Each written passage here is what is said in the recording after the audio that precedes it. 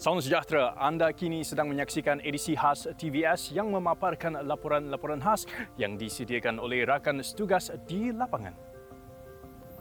Saudara, etnik kejaman dikatakan semakin menghampiri kepupusan dalam mengharungi peredaran zaman. Namun, mereka berjaya menolak stigma kepupusan itu dengan menerbitkan sebuah kamus bahasa kejaman. Laporan Akmal Saleh, bahasa diangkat bangsa di Julang, menyingkap sejauh mana usaha itu diperjuangkan. The Kejaman Language merupakan kamus bergambar yang berkisar tentang kehidupan masyarakat kejaman. Kamus ini dihasilkan oleh dua pensyarah masing-masing dari Politeknik Sabah dan Universiti Malaysia Sarawak UNIMAS. Menurut pensyarah Politeknik Sabah yang juga anak jati kejaman, Jacqueline Ecott, kamus kejaman merupakan idea asal pensyarah dari Fakulti Bahasa dan Komunikasi UNIMAS, Dr. Amy Joan. Berkenaan dengan buku Kejaman Language, buku ini diterbitkan sekitar tahun 2016-2017. Pertama kalinya usaha sama bersama dengan Dr. Amy Joan semasa saya masih bertugas di Politeknik Kota Kinabalu. Okay, dan usaha sama kami berdua menghasilkan buku Kejaman Language ini adalah idea asal dia adalah idea Dr. Amy Joan sebabkan beliau merupakan pensyarah Fakulti Linguistik di UNIMAS. Berkongsi cerita, Jacqueline berkata Dr. Amy Joan memilih untuk mengkaji etnik minoriti itu selepas bermimpi. Ujarnya dalam mimpi itu beliau terlihat perkataan kejaman yang tertulis pada kepingan kaca. Dr. Amy seterusnya mengambil keputusan untuk menjadikan etnik itu sebagai penyelidikannya ketika melanjutkan pelajaran di peringkat doktor falsafah beberapa tahun yang lalu.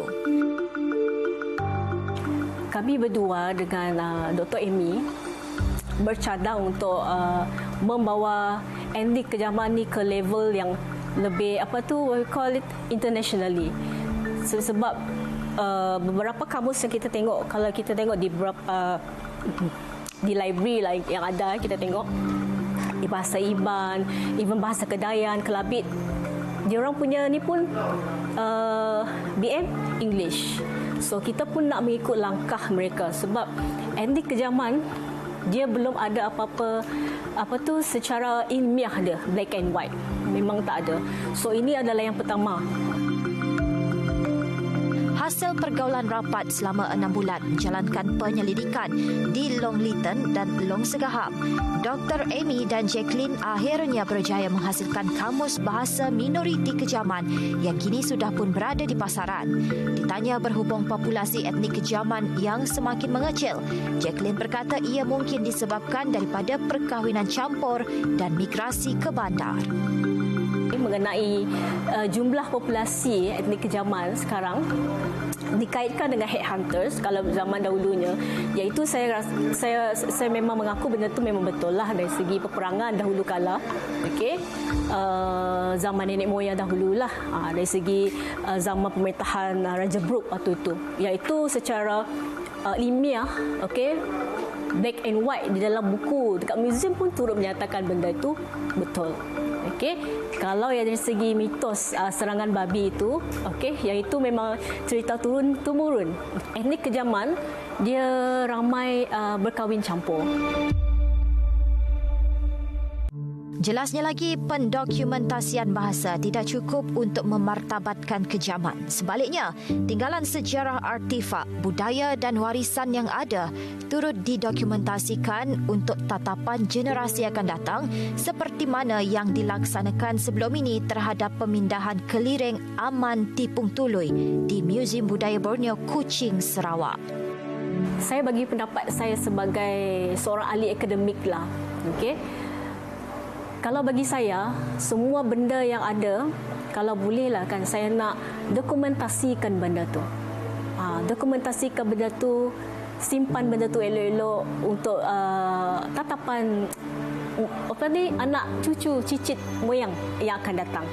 Memang akan ada segelintir yang tidak yang tidak yang mungkin tak inginlah orang ambilkan benda tu and bawa pergi tempat lain.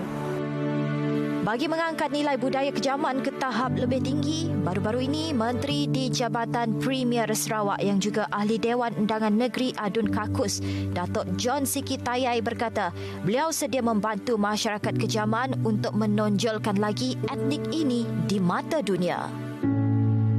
Nowadays kalau kita lihat, saya juga dari keturunan kejaman. Nenek, sebelah nenek saya dari bapak saya memang kejaman. But kalau kita lihat sebab perkahwinan campur, macam saya, mungkin 1/3 of kejaman already. Tak banyak. Jadi I don't know what cara kita mengekalkan, tapi pada masa sekarang di Belaga sangat hanya 2 buah rumah panjang. Kejaman ni dekat kejaman Lasah. Jadi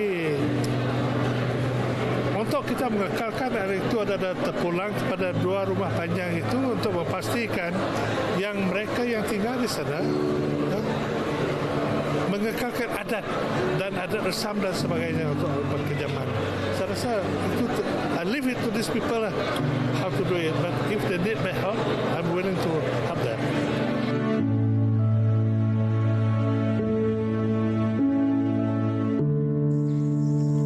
Berada di rumah panjang suku kaum kejaman, apa yang boleh saya katakan, tak puas rasanya kerana masyarakat di sini sangat unik sehingga mampu menjadi nilai tambah yang menyerlahkan lagi bumi Kenyalang di mata Malaysia dan juga luar negara. Nan Ma'eu Tok Aku Akmal Saleh dan kameraman Zaim Zarfan Tok Belaga Sarawak makan TVS Kuching.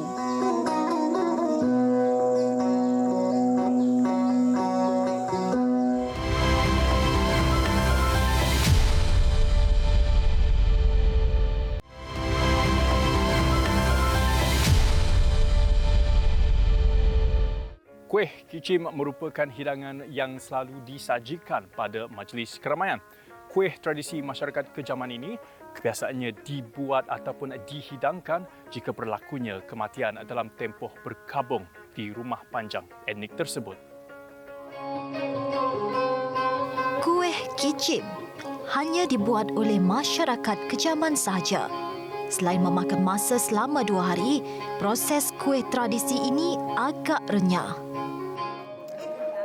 Baik, ini merupakan proses untuk membuat kuih bagi masyarakat suku kaum Kejaman yang dikenali sebagai kuih kisim. Dan pada awalnya tadi, saya sebenarnya hampir gagal untuk membentuk kuih tradisi ini kerana ia akan berbentuk seperti bintang. Dan kuih ini tanpa menggunakan sebarang acuan.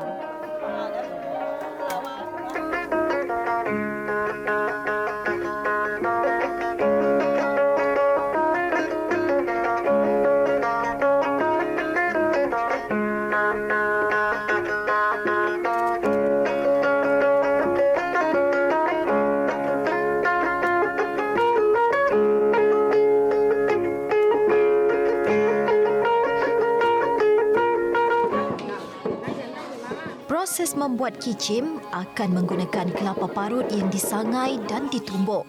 Ia kemudian akan disimpan semalaman sebelum dimasak semula. Kelapa yang telah ditumbuk semalam yang 1 malam tu, masukkan kelapa, masukkan gula pasir, gula apung dengan tepung beras. Lepas tu kita campur dia sehingga dia menjadi dough. Okey, sehingga jadi dough, kita suruh dia biarkan sejuk dulu. Kita biarkan dia sejuk. Biarlah sejuk, jadi kita akan membentukkan dia menjadi segi 3, jadi bentuk bintang. Selepasnya jadi bentuk bintang, kita akan goreng. Lepas tu kita salutkan dengan tepung pulut. Lepas tu kita goreng lagi sekali.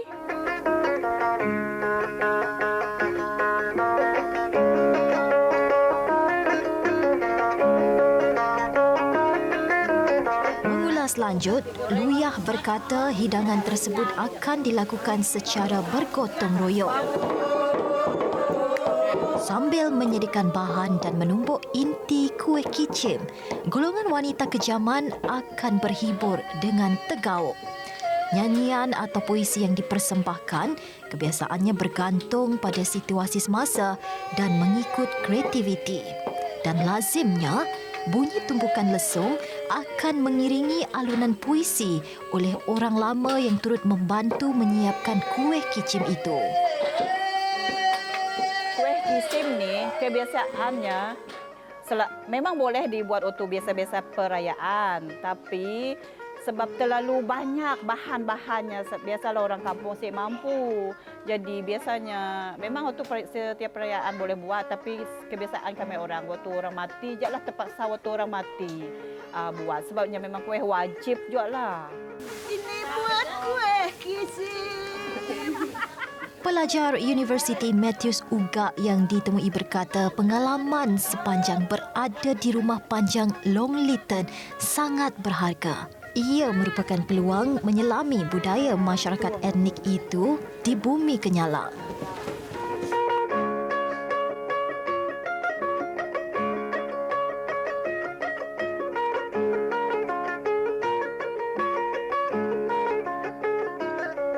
Jadi sepanjang tempoh seminggu saya berada di sini, saya sempat untuk mengikuti dalam proses pembuatan kuih tradisional masyarakat di sini, iaitu kuih kicim. Ia merupakan satu pengalaman yang baru untuk saya dalam berkecimpung untuk mengenali budaya masyarakat di sini.